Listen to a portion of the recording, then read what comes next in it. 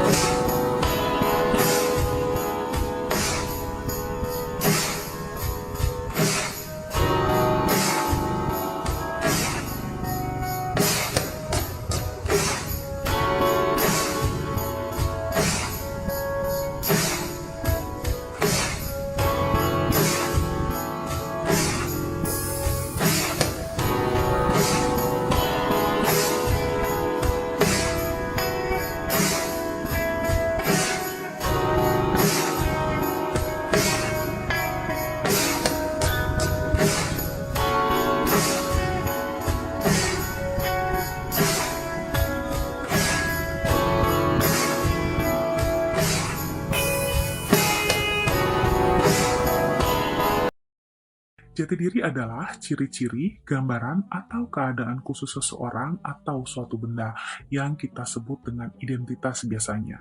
Nah, identify ini adalah suatu ciri yang menentukan suatu individu atau entitas sedemikian rupa sehingga diakui sebagai suatu pribadi yang membedakan dengan individu atau entitas yang lainnya. Kemudian, identitas adalah tanda diri kita yang menunjukkan siapa kita, tetapi hanya menampilkan hal-hal yang tampak secara lahiriah yang belum tentu menunjukkan kepribadian kita sesungguhnya.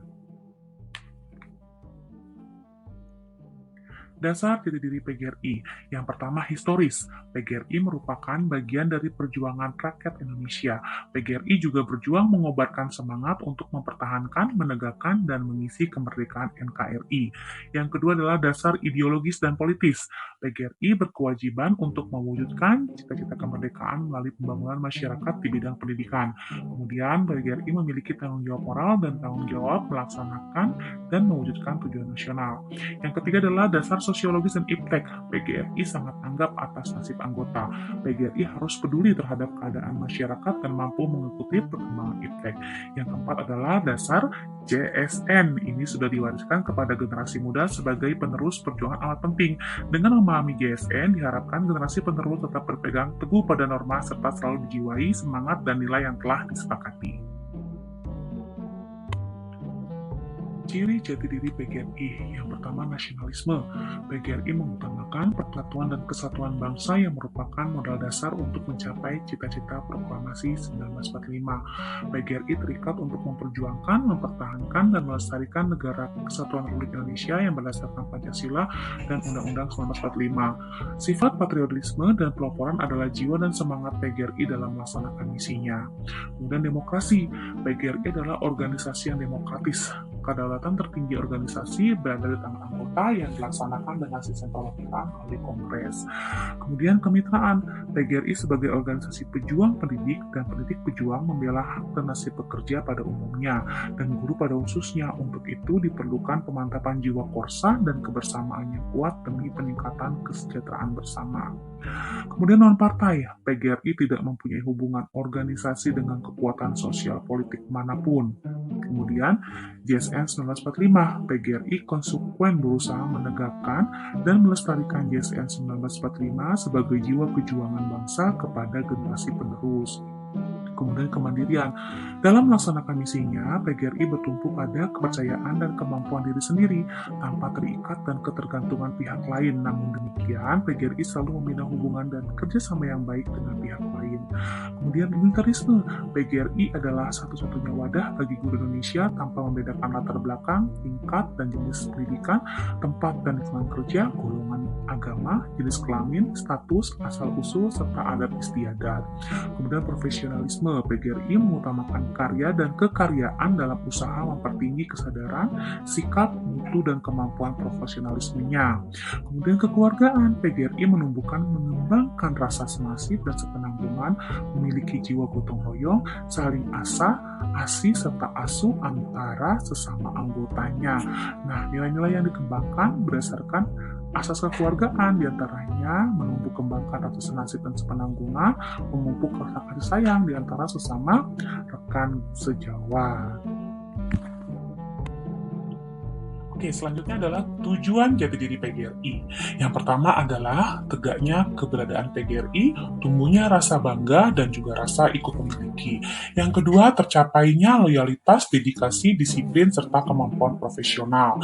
Yang ketiga, memiliki kemampuan dalam mengantisipasi setiap perubahan akibat perkembangan masyarakat, perkembangan gaya hidup, dan juga iptek. Yang keempat adalah terwujudnya pengamanan, pengamalan, dan pelestarian Pancasila, serta Undang-Undang Dasar 1945 dan jiwa semangat nasional 1945 dalam tubuh PGRI, baik organisasinya maupun anggotanya.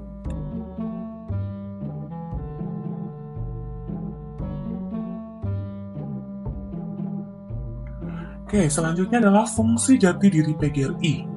Yang pertama, sebagai pedoman gerak juang, sebagai alat memasyarakatan eksistensi dan juga misi organisasi, kemudian sebagai sarana perjuangan kaderisasi dalam mempertahankan, meningkatkan, dan mengembangkan organisasi, kemudian sebagai pembangkit motivasi perjuangan pada PGRI, kemudian sebagai wahana penerapan rasa kebangsaan pada anggota. Nah, fungsi ini manfaat dari adanya jati diri dalam PGRI yaitu dalam rangka mengemban tugas organisasi PGRI, yaitu untuk mewujudkan hakikat jati. Selanjutnya adalah misi jati diri PGRI. Nah, karena merupakan wahana untuk menampilkan citra, sikap, semangat, dan karakter organisasi keguruan, maka PGRI harus mampu melestarikan nilai-nilai perjuangan dan juga profesi keguruan. Nah, misinya adalah tupoksikan yang diemban oleh kelompok atau anggota yang tersusun secara sistematis, terarah, terencana, dan mencapai tujuan.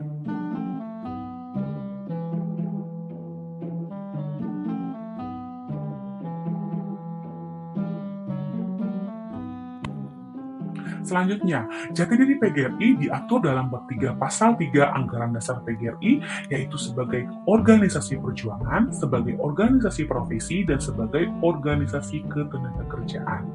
Nah, sebagai organisasi perjuangan, PGRI merupakan wadah para guru dalam memperoleh, mempertahankan, meningkatkan, membela hak asasinya sebagai orang pribadi, sebagai anggota masyarakat, sebagai warga negara, sebagai pemangku profesi keguruan. Kemudian, PGRI berjuang untuk mewujudkan hak-hak kaum guru dalam wadah NKRI. Perjuangan PGRI ini dilakukan dalam bentuk yang konstitusional, prosedural, dan konsepsional dalam memperoleh kehidupan guru yang layak dan sejahtera. PGRI kemudian secara konsisten dan konsekuen memperjuangkan kesejahteraan guru baik lahir dan batin, material maupun non-material. Nah, sebagai warga negara, para anggota PGRI memperjuangkan tetap tegaknya NKRI, berperan serta dalam Bangnas dan juga mewujudkan pendidikan nasional. Kemudian, sebagai organisasi profesi, PGRI berfungsi untuk mewujudkan keberadaannya di masyarakat, kemudian memperjuangkan segala aspirasi kepentingan suatu profesi, menetapkan standar perilaku profesional, kemudian melindungi seluruh anggotanya, meningkatkan kualitas kesejahteraan, mengembangkan kualitas pribadi profesi guru juga. Kemudian, sebagai sosok guru profesional juga bisa mempunyai ciri-ciri sebagai berikut, yaitu keahlian dalam materi dan metode pembelajaran, kemudian tanggung jawab dan akuntabilitas, kemudian kesejawatan atau kebersamaan, dan yang terakhir, semua guru harus inovatif, dan itu semua tercermin dalam kode etik guru.